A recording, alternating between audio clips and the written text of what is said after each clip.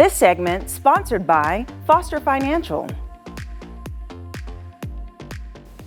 Welcome to Women's Wealth Wednesday, where we try to provide you with some interesting information that could impact your finances and prepare you for retirement. And joining me today is Foster Financial's Vice President, Caleb Doane. Good morning, Caleb. Good morning. Welcome. Yeah, thanks so much for having me. Yes. Okay. So we are kicking things off strong in 2025. We're really learning about the key financial things that people need to know to start preparing now for the year. Yeah. And one of those things is through the 529 contributions, okay? So let's start from the top. What is a 529 contribution and account? Yeah, so it's every mom and grandma's favorite account out there. So they love these accounts for their kids, for their grandkids.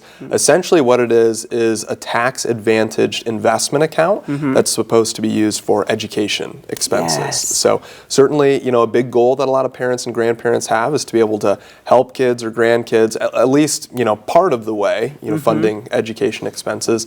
And so these are a wonderful way to do that. We've talked about these a little bit before. When you contribute to the accounts, it can be invested, it grows, and you don't have to pay taxes on it when it comes out as long as it's used for education expenses. But one of the kind of new angles I'll take today is talking about the Indiana state tax credit that you get from this account.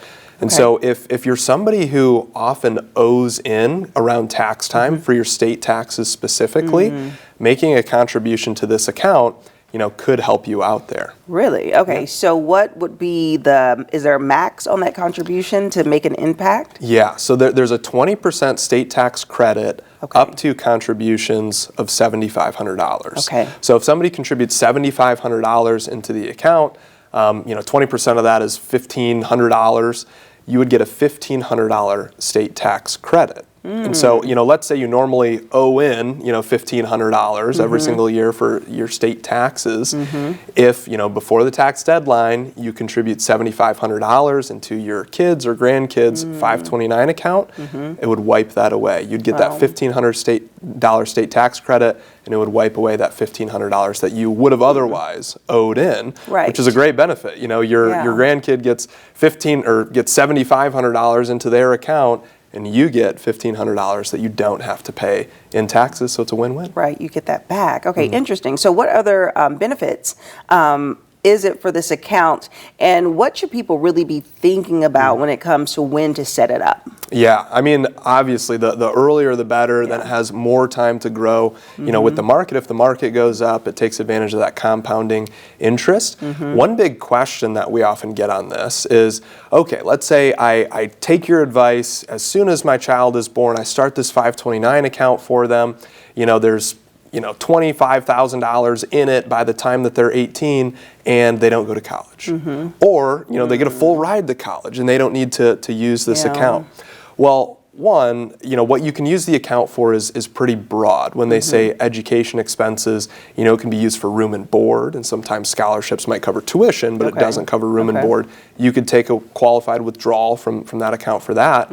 Or you can even roll some of that account over into a Roth IRA for that child too, even if they don't go to college whatsoever. There are certain rules kind of associated with it, but some of that account can be rolled over to a Roth IRA for them, just gives them a head start on retirement savings. So when people make contributions to this 529 account, is this a tax-free account? Like, are you paying taxes on it, or is it like a Roth account where you're not? Yeah, when you contribute to it, you contribute to it with after-tax dollars. So it would be dollars that have already been taxed.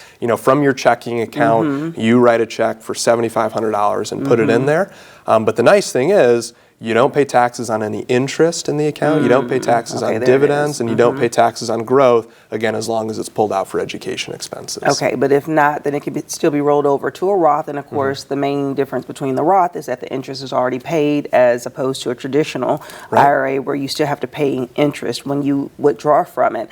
Okay, and then so what about What about people getting creative with what education means, like you said? Because, I mean, there's traditional universities and colleges, but there's also trade schools, or there's like academies, or just ways that people try to self-learn through tutorials or webinars or stuff. So is that do those things fall under it? Yeah, trade schools certainly. I think I'd have to look at the exact kind of language that they have on the information on this, but typically they say if it's any sort of accredited education institution, then you're going to be able to use the 529s for that. For things like self-learning online, probably not. Yeah. But again, we have those kind of other avenues, like rolling it into a Roth account, even using it for room and board, computers. Buying a computer for college, that's a big expense and continues to go up every single year.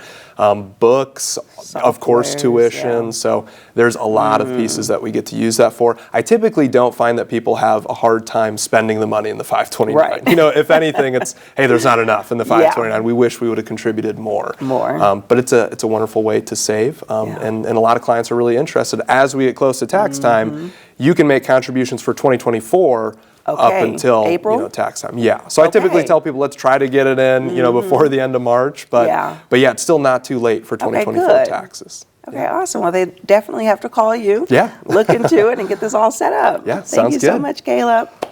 And if you would like more information about Foster Financial and how to actually get this process started, well, you can just give them a call. We'll have their phone number listed below, and we'll be back after this break. This segment sponsored by Foster Financial.